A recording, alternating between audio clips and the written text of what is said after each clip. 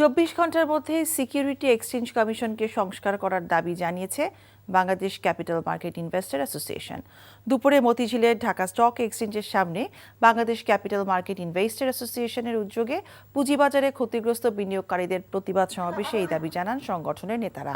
বক্তারা বলেন, বাংলাদেশের পুঁজিবাজারের যেই সূচক দেখা যায় তা সূচক নয়, এটা আলাদিনের চিরাগ। কখনো সূচক উজ্জীবিত হয় না, শুধু নেতিবাচক প্রভাব দেখা যায়।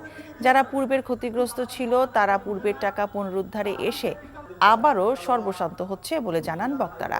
সিকিউরিটি এক্সচেঞ্জ কমিশনের বর্তমান চেয়ারম্যান খন্দকার রাশেদ মাকসুদ ফ্যাসিস্ট শেখ হাসিনার দোসর, অবিলম্বে তার পদত্যাগের দাবি জানানো হয় প্রতিবাদ সমাবেশ থেকে।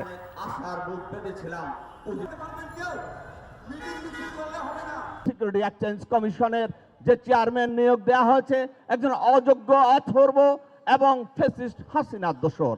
সিকিউরিটি এক্সচেঞ্জ কমিশনের চেয়ারম্যান খন্দকার রাশেদ মাকসুদকে অনতিবিলম্বে আজকে তাকে অপসারণ করে যোগ্য ব্যক্তিকে সেখানে নেওয়া হোক।